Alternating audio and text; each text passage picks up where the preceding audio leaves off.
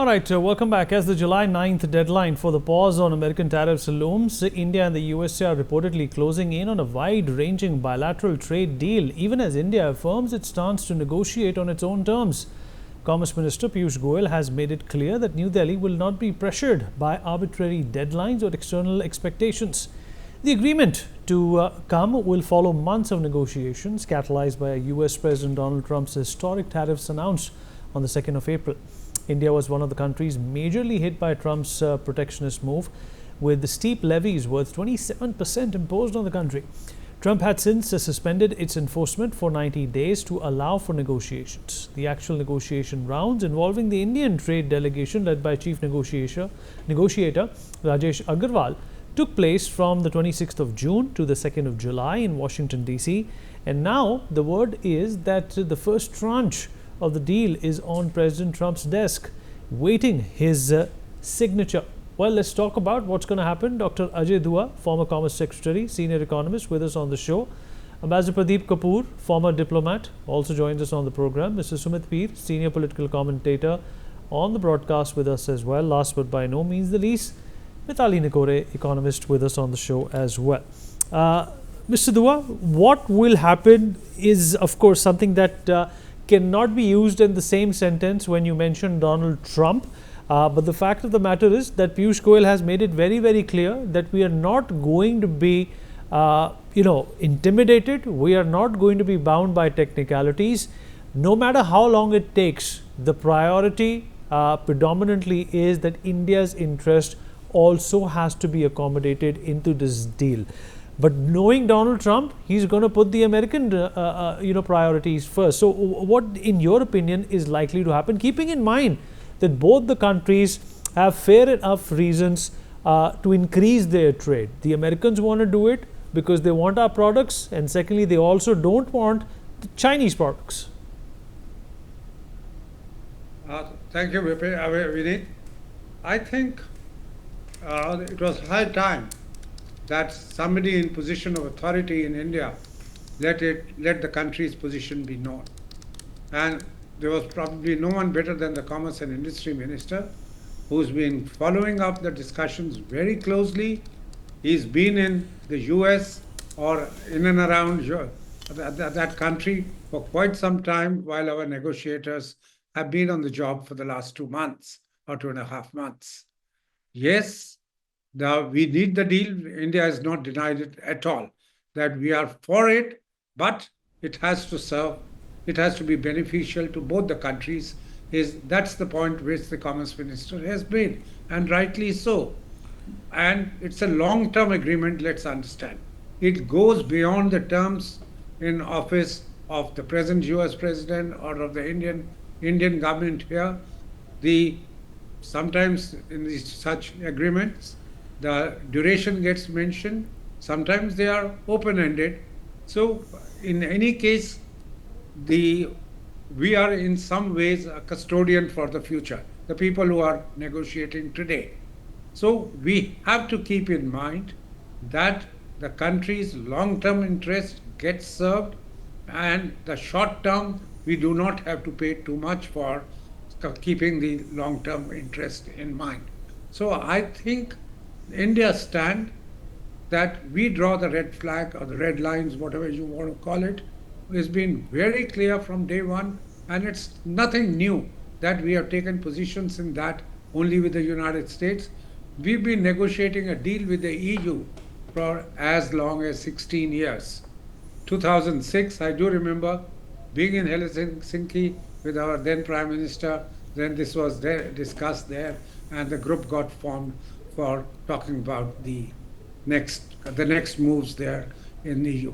With the UK, as long, absent, because it was the same trip, we had moved from London to Helsinki after discussions, and the subjects were more or less the same. So it does take time, and no one gives the other side an ultimatum. Fine. If the President of the United States or the US administration, let me address them as that, wishes to impose a duty in which we might be required to pay more, we have our options as well. That we can do a retaliatory duty as we have done in the case of aluminium and steel, and we have already sought the permission of WTO to impose a duty on a retaliatory duty on automobiles also, which are now being levied 25% duty for the last 4 or 5 days. So the fact is, yes, the US and India should try and remain on the same page. We have strategic interests. We have in the last 20 years moved very close to, in many respects, close to one another, and we would like to have that to happen, but it does not, and it should not involve that a country's self-interest, country's pride, those being compromised. Absolutely. Sumit, where do you see this conversation going? And, let's be of the opinion that when trade restrictions in some sectors are pulled down, Sumit, it is going to be beneficial for the Indian consumer as well. And let's not forget that we have a thriving, middle class and aspirational middle class, which of course could benefit immensely from this. Vinny, thank you for having me on your show. Interesting debate, and thanks for the wonderful question. Look, you put it right, because we can look at the negatives of everything, but everything has a positives. And I believe the government of today, and what Dua Sahab rightly said, for last so many years we have been trying to do it. It must not be for all the negatives and all the hogwash. Well, so political dramas don't go so long. So let's put the things aside. So the point number one is, Vinny, because we are talking of a trade of $500 billion from 130 to $500 billion. We're almost doing 4 times what we are doing. That's point number one. Where the bill is right now is that what we are known that it has been agreed by Mr. Goyal, it has been agreed by our negotiators, and it has been agreed by their US counterparts, and it's with the great President Donald Trump for the final signature. Well, then the unpredictability of Trump is there. Things can go right, left. It can go anyway. It can even go to the Mars. That remains a caveat. But I think that real is going to go through, because what the points of contention is, what I have been tracking and what I've been understanding about it is, look, the tariffs are going to be 5 to 7% of most of our exports to US, and vice versa. So the tariffs overall will be less than 10%. This is what the media talk is. I can no way look into the bill, and as long as my name is Piyush Goyal, otherwise it's not possible. So it is around 7 to 10%, maximum 5-7% reciprocatory. What we are asking them, that things like fisheries, gems, and textile and all, this should be 0% tariff for entering into US markets. They want us to reduce the tariff on whiskey. Something has been worked about those agri products, soya and the milk. Something has been worked around there. So we asked them to reduce that. And even there was a point of contention, what is Make in India? They were asking for a 65% value addition. We were negotiating at 35%. I think something would have been worked around there as well. So overall, the deal is there, and as I've been trying to make a point, because if you look at all the deals happening around, the decoupling from Chinese economy is happening. Our business means 91% of Chinese tariff exports down to US in some years. Now, the deal with UK between America has happened. Now, it's not a question of time. India will do a deal as and when it is convenient to it, and as and when its interests are protected. America knows it. America knows India more than what it needs it, because if you want to decouple from China, you need India. You cannot decouple from China without not having India on your side. So likelihood, maybe by 8th we'll see this deal signed, and the Indian interests are completely taken care of, and there's a defense deal which we are talking of we need. And in this big, beautiful bill, even that repatriation issue has been taken care of. There will be no money on repatriation to India. Earlier there was talk of 1%, but if you do it from a bank to bank, there'll be no money. So there are a lot of interests which are taken care of. If you look at the American GDP today, we need 60% of the GDP comes from SMEs. And if you look back into the Indian economy, which are the maximum employment generators, who generate maximum employment is again SMEs. If you want a country to go up, all the so-called small businesses, what they call them typically in America, have to go up. And this bill will be a very beautiful aspect to have those businesses go up, have the money come more and more FDI coming into India, have Indian exports go to the next level. And with it, what will happen if you get entrenched into the American supply chains? It will be a kind of I don't want to say it a China movement. It will be what happened to China under Barack Hussain Obama. He got them into the American supply chains, and eventually the global supply chains will start coming back to you. So this agreement will not only be able to American business, but also the European and other businesses, by the virtue of this agreement, will start coming back to you. So in my opinion, it's a win-win. Our safeguards have been taken care of. Our interests have been taken off. We are talking for trade deal. We are talking for defense deal. Already it's done 10 years. Then we are talking of this repatriation thing, which has been taken care of. We are talking from decoupling from Chinese economy. And we are talking of two democracies getting together. And in the meanwhile, by the grace of God, we'll have other FTAs which will be signed. So Bharat's economic interests are taken over. And let me remind you, sir, there are projects like Bharat Mala, Sagar Mala, Gati Shakti, where we have put billions of dollars. Why we have put billions of dollars? Because we wanted our exports to go beyond $1 trillion. We are doing $770 billion, sir, which is fourth highest in the world. And if we have to cross China, we have to do 1 trillion. And with this bill happening, I'm very sure within 2 years we'll be crossing 1 to 1.2 trillion dollars. That will make us world's second or the third biggest exporting nation in the world. And that is where Bharat Mala, Sagar Mala, and this Gati Shakti projects are very important, because that brings down your freight cost and freight time. So in the long run, if you want to go to let's say $2 or $3 trillion mark, which eventually will go say 10 years down the line, for that the infrastructure is being built. And when Modi ji met Trump in I think February 25, you have three things. You had already simmers that this is going to happen, because PATIs, then this Javelin joint manufacturing, and these US emerged. These were the three things which were already announced at that point of time. Moreover are done. So India is doing, and Modi government is doing very hard to do it. But of course, the deal has to be on our some terms and conditions. Trump cannot issue a date to us. Well, that's not going to work. And even he knows that, because his problem is he has to go to a Republican convention 5 days down the line, and he wants to carry something on his platter. Look, this is what I have done, and this is how we are decoupling from China, and this is how Trump's logics are working. So even today, even God forbid, if the deal doesn't go through, Vineet, you will have a tariff of maximum 20%. Even after the deal, Chinese are paying how much? 30 to 50%. Vietnam is paying 32 to 39%. So even with or without deal, we are doing much better. But with the deal done, we are coming to 6 to 7%, sir, which will be one of the lowest tariffs of exporting to United States of America. Remember, this was a privilege which only the most favored nations in the world got. This was a privilege what Obama gave to China, because China was given this category, and China was only having 4% export duties or tariffs when the Chinese goods landed to America. Then Trump brought it to around 20%, then 26%, and eventually it came to 140 and 145, which were not realistic, but still it's around 50 to 60%. Now, if you compare 50 to 60% of China, you compare 36 to 39% of Vietnam, Laos, Cambodia, etc., and Bangladesh and Pakistan are much higher. Even I don't want to compare them.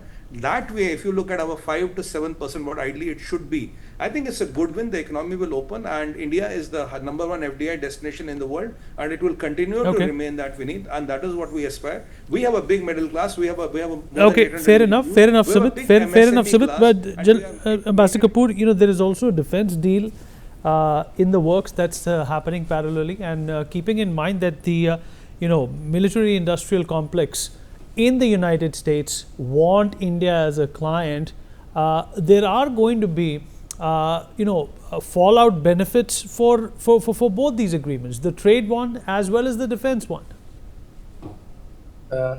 Thank you, Vineet. I hope the question was for me. I couldn't. It was for you, sir. It was for you. Okay, thank you. Thank you very much. You're right that it is a very important factor, because India today, where it stands in terms of the global positioning, in terms of being the main driver of the global economy, in terms of the complementarities and the overlap in various sectors, for example, with the US and the economic sector as a great market. We have 897 million people in the rural sector in India.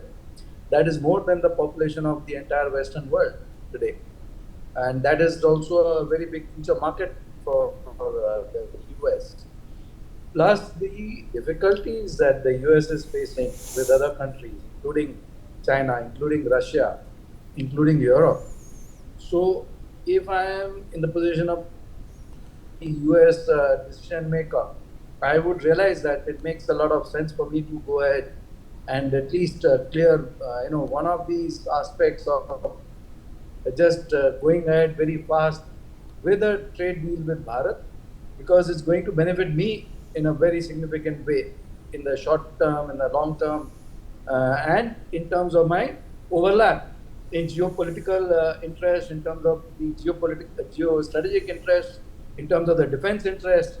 So I would be much more positively inclined to go ahead and announce a trade deal with India, like Sumit has also mentioned very nicely, with very low tariffs, because it also helps create a massive bulwark against the threats from China and the other malified actors like Iran, and they don't seem to realize it, but Pakistan For example, they seem quite blind to this fact currently for different reasons. But it also gives, more capacity for greater, collaboration in so many areas, because the bilateral trade agreement should be seen as only the first step in terms of progressing into a comprehensive economic partnership agreement between India and the US in the next couple of years, once the BTA is out of the way. That will also help create a lot of jobs in India and in the US. The US needs India also very desperately, not only for access to the market, but sitting in US, you realize the shortage of the medical healthcare professionals, for example. US requires tens of thousands of doctors, for example, and many times more numbers of nurses and other paramedical healthcare professionals, including physicians, assistants, and others.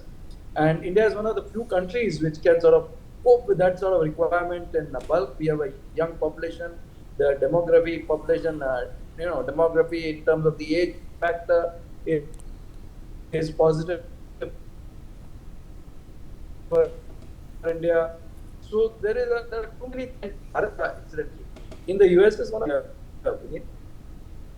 Okay.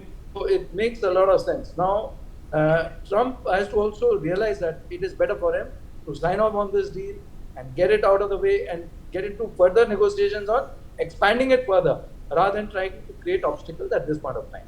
Back to you. Fair enough. Mithali, your assessment of this important trade deal between both the nations.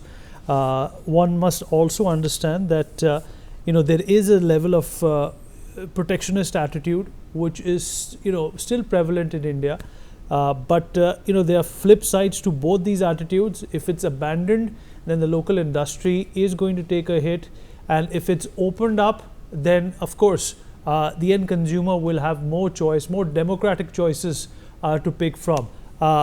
In the last 3 decades, it's been very, very evident that each successive government has tried to bring down that protectionist attitude, but it's the Americans that are being protectionist at this point in time. How do we deal with that? Absolutely, Vineet. So today I'm actually in Boston and, reporting from here in many senses.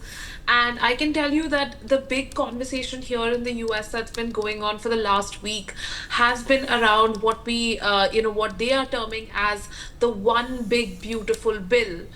Which President Trump has been trying to sort of take it through Parliament here, through both the houses, and it's currently stuck in the House of Representatives. Because at the end of the day, the discussion over here that's going on is around where should America be heading as a country over the next decade. And this one big beautiful bill is actually a discussion around what should America be spending on. And there's a lot of proposals that are going around the fact that military spending needs to increase, healthcare spending needs to increase, but at the same time a lot of spending on food stamps needs to be reduced, on Obamacare needs to be reduced, on Medicaid needs to be reduced. So I think the country, as I'm traveling through the US right now, I can say is dealing with a lot of these decisions, dealing with a lot of questions about its very future. And I think, within that, when you bring in the entire conversation of tariffs and the fact that, America is sort of moving into this direction conversationally, also, when you talk to people here, they want to actually have goods and services that are manufactured in the US. And there's a huge push towards this thinking that we need to create goods and services for our country, for ourselves over here. So I think, but when you tell them the reality that you need to actually manufacture not just in America because it's too expensive to manufacture in America, you have to manufacture with partner countries, and you have to trust the global trade system in that sense. which has delivered the kind of prosperity that Americans continue to enjoy today. And I think that's a mindset that has to be sort of brought back into the US, into the US consumer in many ways. And this deal, the Indo US deal, is the way for India to come in and actually convince the Americans of the importance of India as an important partner, especially when it comes to manufactured products, but also services, because IT services that the Americans are consuming currently over here are all actually being manufactured in India and all being delivered from India. So I think there's a huge appreciation in the US, definitely, of India as a credible partner, but we have to continue with that messaging, because we're still not in the headlines, right? When I look at the newspapers today, it's not like the news here is talking about the Indo US deal. There is still a huge bias towards domestic mindsets here, and they're not very outward looking when you talk to the American public. So I think a huge amount of work still needs to be done from our Indian delegation to make the American public understand that India is an important trade, manufacturing, and services partner for the US and can deliver, these gains for the average US consumer. All right, fair enough. Good points. And unfortunately, we have run out of time. Like I said, the American interests versus the Indian interests, it's not a tug of war. It's just a calibrated effort to see what's best for both. Appreciate everybody who joined us. We take a short break now. Be right back.